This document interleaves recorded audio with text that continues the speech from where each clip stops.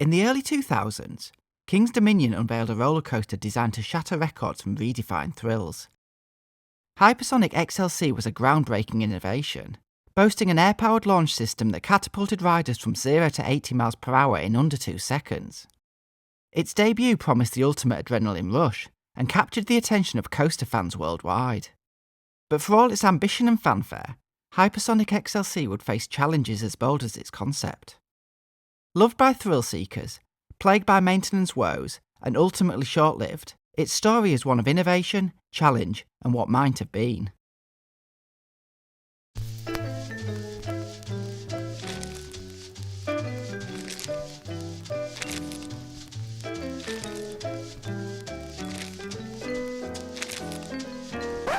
The new Hypersonic XLC. 0 to 80 in 1.8 seconds and a 165-foot drop that'll leave your stomach in your throat. Hypersonic XLC, only at Paramount's King's Dominion.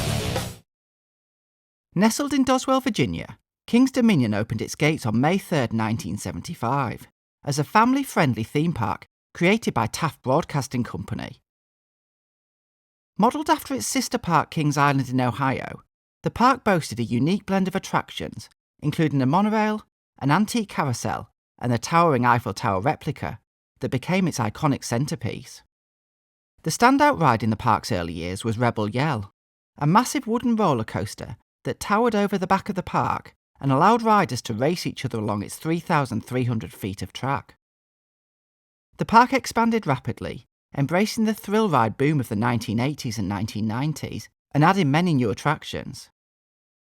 In 1993, the park changed hands when it was acquired by Paramount Parks, ushering in a new era of movie-themed attractions and high-profile roller coasters. Throughout its first 25 years, King's Dominion distinguished itself by introducing 3 unique launch coasters, cementing its reputation in the industry. In 1977, King Cobra, a Schwarzkopf shuttle loop, debuted as the first of its type in the world. Using a weight drop and catch car, it launched riders forwards and backwards through a vertical loop. In 1996, Flight of Fear brought indoor thrills, with its revolutionary linear induction motor launch. This made Flight of Fear the world's first coaster of its kind to use this. Finally, in 1998, Volcano the Blast Coaster erupted onto the scene, combining LIM technology with an inverted layout that dramatically burst out of a towering volcano structure. As the new millennium approached, King's Dominion continually sought to deliver the next big thrill to captivate visitors. With a history of pioneering attractions and technological innovation, the park was firmly focused on expanding its lineup of bold, record-breaking experiences to remain a leader in the amusement park industry. But the question was, what next? In 1994, Stan Checketts founded S&S Sports, a company initially focused on creating bungee jumping and trampoline equipment. Leveraging his engineering skills and love for adrenaline-pumping activities, Checketts soon realised the potential to bring his expertise to the amusement park industry. By the mid-1990s, the company rebranded as S&S Power, shifting its focus to thrill rides that would revolutionise the industry with their innovative use of compressed air technology. The first major breakthrough came in 1995 with the Space Shot. This vertical launch ride used a pneumatic system to propel riders upwards at incredible speeds, providing an intense burst of airtime followed by a dramatic descent. The ride's reliability, scalability, and unmatched thrills made it an instant success. Space Shot installations became synonymous with cutting-edge technology, appearing at parks around the world and even on top of the Stratosphere Tower in Las Vegas. The Space Shot had solidified S&S Power's reputation as a leader in high-thrill engineering. Encouraged by this success, S&S Power expanded its lineup, with attractions like the Turbo Drop, which added an intense freefall experience to the vertical tower concept. Their willingness to innovate also led to unique designs tailored to individual parks, including multi-tower configurations. By the end of the decade, S&S Power had firmly established itself as a major player in the amusement industry. From its humble beginnings in bungee jumping and trampolines to its groundbreaking Space Shot rides, the company had proven its ability to push the limits of what thrill seekers could experience. S&S Power was eager to innovate once more.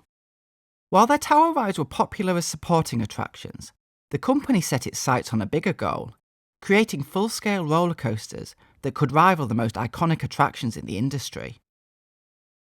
With bold concepts and their proven pneumatic launch technology, S&S aimed to transform from producing small footprint thrill rides to creating marquee attractions that could stand as the centerpiece of any theme park.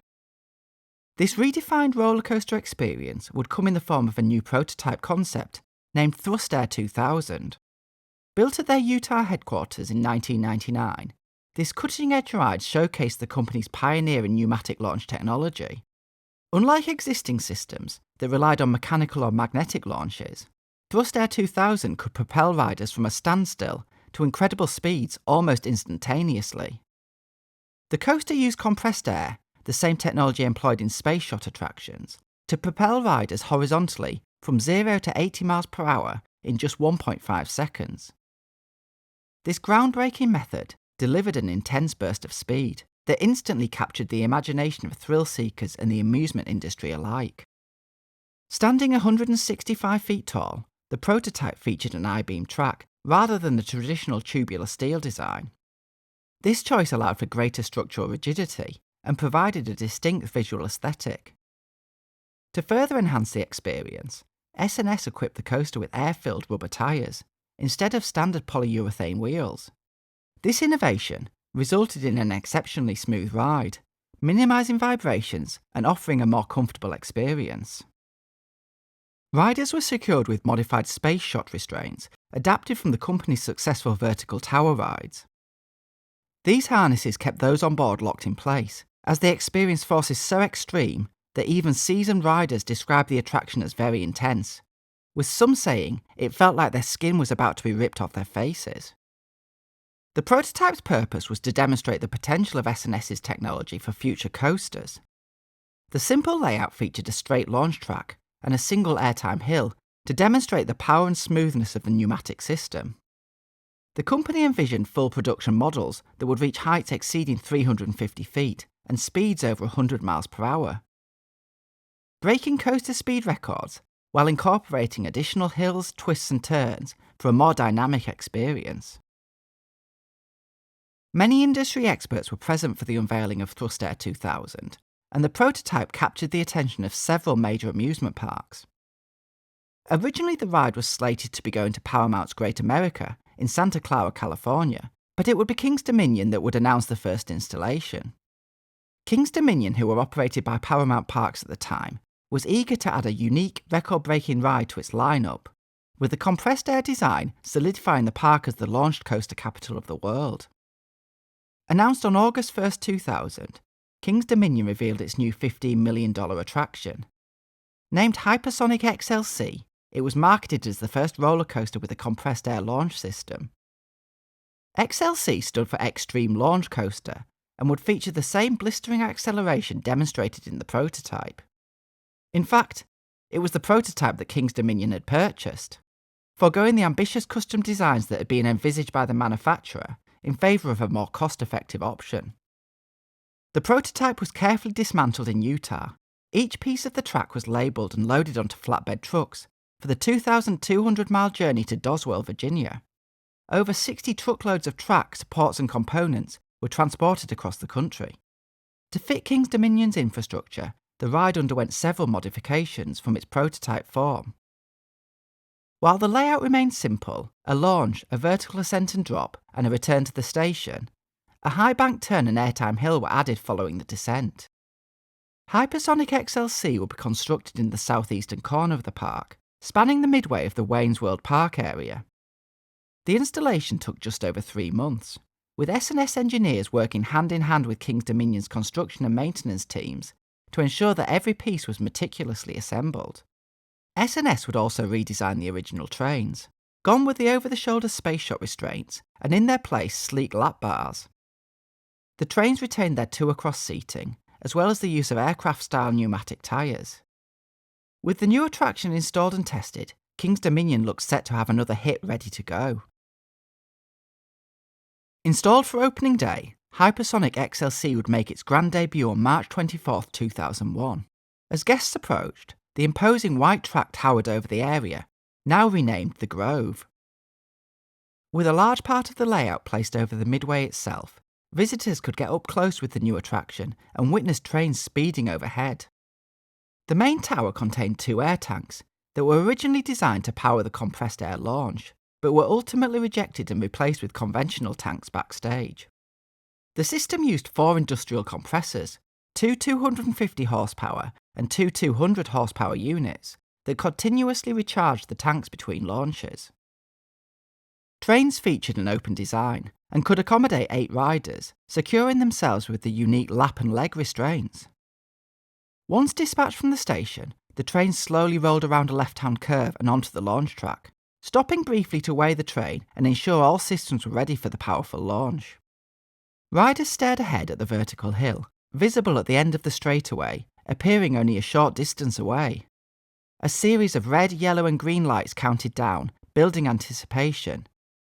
Then, with a deafening burst of air, the train shot forward, accelerating from 0 to 80 miles per hour in just 1.8 seconds. Passengers were slammed back into their seats by the sheer force of the launch, their screams often drowned out by the roar of the compressed air system. The train soared up the vertical hill, the sharp 90-degree ascent flipping riders onto their backs as they raced towards the sky. Cresting the top at 165 feet, passengers experienced a brief moment of airtime that allowed them to take in a panoramic view of the park. This was fleeting, as the train plunged down the other side in a vertical drop. Riders hurtled back towards the ground, hitting speeds that left their stomachs behind.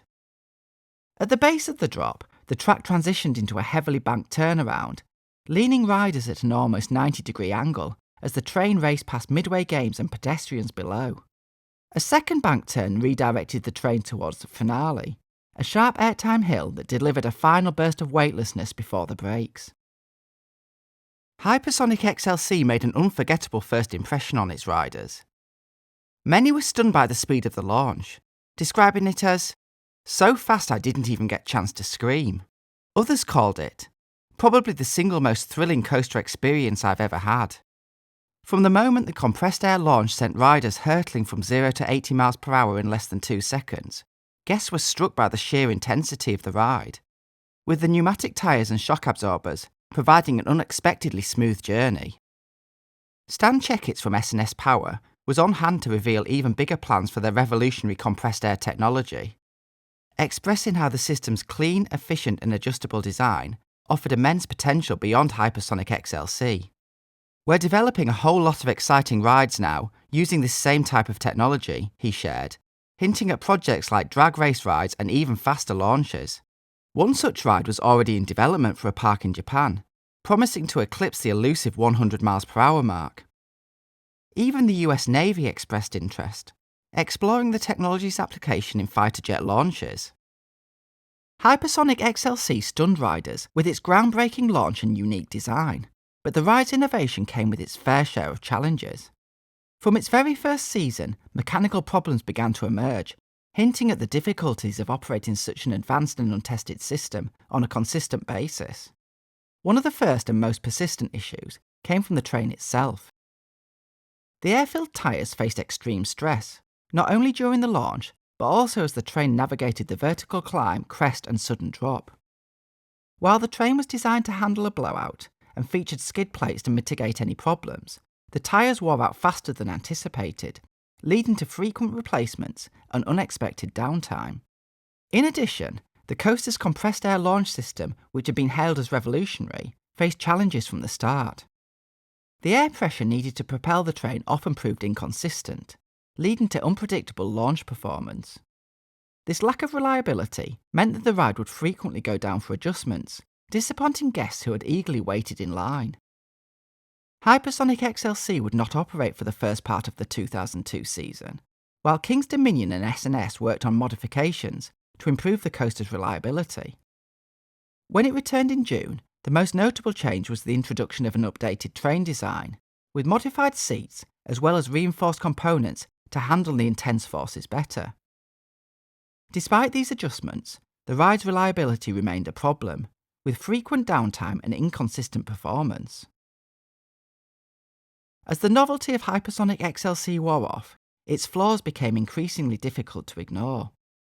By the mid-2000s, King's Dominion was re-evaluating its lineup and looking for attractions that could deliver a better balance of thrills, reliability and guest satisfaction. Hypersonic XLC was listed for sale during the 2006 close season, but a buyer never materialised. The roller coaster would operate for the last time in 2007, just 6 years after its debut. The park announced that Hypersonic XLC would be removed. It would give its final ride on 28th of October. When King's Dominion reopened for the 2008 season on March 22nd, Hypersonic XLC was nowhere to be found. The coaster had been dismantled and moved to the park's boneyard, out of sight from park guests. In May 2009, King's Dominion's marketing representative, John Pagel, confirmed the ride was still available for sale, either to another amusement park or to be scrapped. While Hypersonic XLC was making waves in the United States, its sibling, Dodonpa, opened in December 2001 at Fuji-Q Highland in Japan. This second installation of the Thrust Air 2000 model shared many similarities with its American counterpart, including the use of S&S Power's air-powered launch system and nearly identical train designs. However, Dodonpa took the concept to an entirely new level. After its debut, Dodonpa became the fastest roller coaster in the world, launching riders to an unprecedented 107 miles per hour in just 1.6 seconds. This incredible acceleration shattered records, crowning Dodonpa in the process. The ride's layout featured a towering 171-foot top hat element with an elongated custom layout. Unlike Hypersonic XLC, Dodonpa operated successfully in its original form for over 15 years. In 2017, Fuji-Q Highland undertook a major refurbishment, replacing the original trains with newer models and rebranding the attraction Dodonpa. This overhaul introduced a massive 161-foot vertical loop, replacing the top hat element, and increased the coaster's maximum speeds to 112 miles per hour. Dodonpa would eventually close in 2021, after 20 years of service. S&S Power continued to refine its air launch technology, applying it to a variety of thrill rides and roller coasters. One interesting creation was the G-Force Dragsters attraction at Old Town in Kissimmee, Florida. This compact racing ride utilised S&S's compressed air system to deliver rapid acceleration, giving riders the sensation of a high-speed drag race. Years later, S&S introduced Max Force at Six Flags Great America in 2019.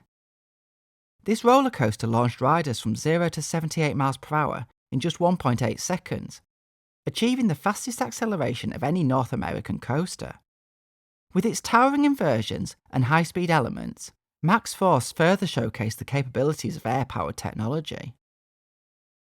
After Hypersonic XLC was removed from King's Dominion, its plot of land underwent several transformations.